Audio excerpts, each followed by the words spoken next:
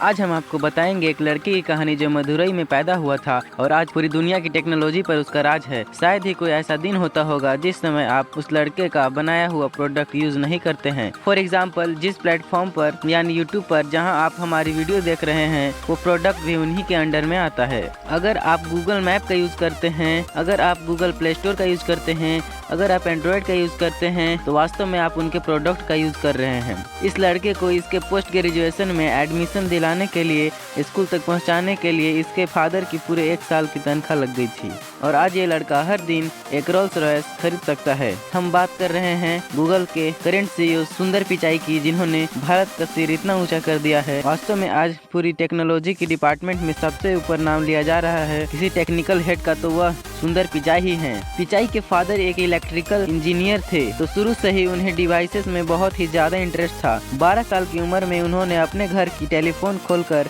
उसमें पूरे मॉडिफिकेशन करके उसे अपग्रेड कर दिया था और इनकी मेमोरी इतनी साफ थी कि वास्तव में इन्हें 500 से ज्यादा नंबर्स मुँह जबानी याद थे। पढ़ाई में ये काफी शानदार थे और 12th के साथ ही इन्होंने आईआईटी क्रैक करके आईआईटी खड़गपुर में एडमिशन ले लिया था। पर यहाँ पर दोस्तों एक कैच है। क्या आप जानते हैं कि सुंदर पिचाई की ब्रांच क्या थी? वो कंप्यूटर साइंस से तो नहीं थे, वो आईआईटी से भी नहीं थे, वो थे मेटलर्जी इंजीनियरिंग से। जी हाँ दोस्तों, गूगल का सीईओ मेटलर्जी डिपार्टमेंट से पढ़ा हुआ है। बीटेक करने के बाद उन्होंने अपने मास्टर्स को करने के लिए वॉटन की यूनिवर्सिटी को पेंसिल्वेनिया को चुना। ये वही यूनिवर्सिटी है दोस्तों जहाँ से डोनाल्ड ट्रंप और इलॉन मस्क दोनों पास आउट हैं। और यहाँ पर भी उन्होंने किसी कोर सॉफ्टवेयर में एडमिशन ना लेते हुए उन्होंने अप्लाइड मटेरियल साइंसेज में एडमिशन लिया। मतलब दुनिया की जो सबसे बड़ी टेक्नोलॉजी कंपनी गूगल का हेड है उसका एक्चुअली बैकग्राउंड ही नहीं है कंप्यूटर साइंस और आईआईटी का। अपने मास्टर्स के बाद इन्होंने मैकेंजी में एज ए कंसल्टेंट काम किया और वहीं पर इन्हें प्यार हो गया अंजलि से, जिन्होंने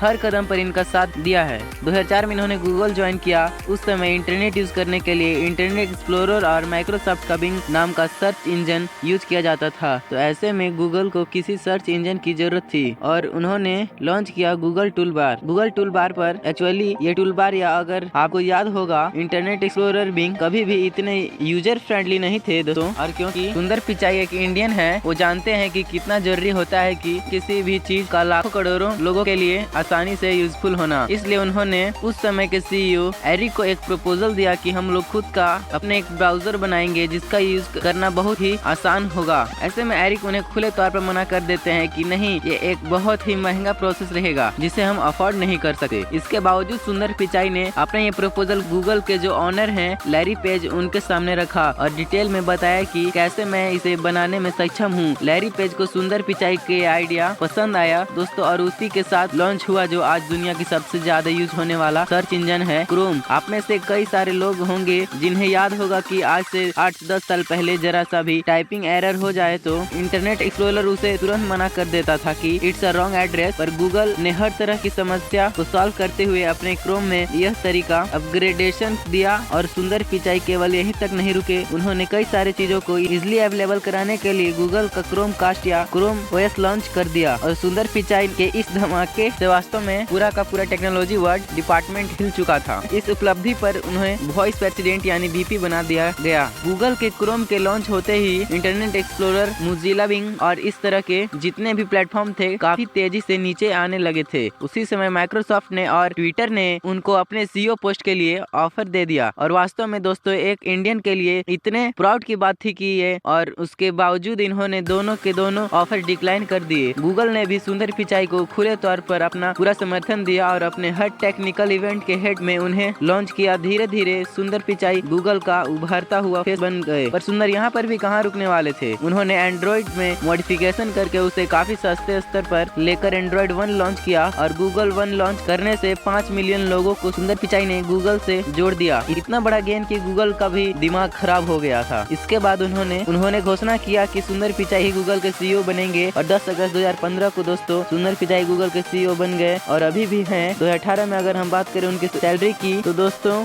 1150 करोड़ रुपए का पैकेज था उनका, जो 2019 में बढ़कर 2150 करोड़ रुपए हो गया था और 2020 में दोस्तों 5 करोड़ प्रतिदिन कमा रहे थे और 2021 में कम से कम 8 करोड़ रुपए प्रतिदिन कमा रहे हैं। और दोस्तों मतलब हर दिन वो एक रोल्स रॉयस खरीद सकते हैं। एक 2 BHK में रहने वाला नॉर्मल हम लोग की तरह मिडिल क्लास फैमिली का लड़का आज अगर पूरी दुनिया की सबसे बेहतरीन टेक्नोलॉजी का हेड बन सकता है तो दोस्तों हम लोग भी बहुत ही शानदार तरीके से आगे बढ़ सकते हैं। सुंदर पिचाई ने जब ये साबित किया है दोस्तों कि आप फर्क नहीं पड़ता आप कहां से आ रहे हैं, फर्क नहीं पड़ता आप कहां रहते थे, फर्क नहीं पड़ता आपका क्या सरनेम है, पर फर्क पड़ता है इस बात से कि आप कहां जाना चाहते हैं। और वास्तव में अगर आप इसी मोटिवेशन से कहीं जाना चाहते हैं पहुंच ही जाएंगे वहां पर। अगर आपको हमारा वीडियो पसंद आया तो दोस्तों अभी सब्सक्राइब कर दीजिए, क्योंकि ऐसे वीडियो बनाने में बहुत ही मेहनत लगती है दोस्तों, और मैं आप लोगों के लिए ऐसे वीडियो बनाकर लाता रहता हूँ।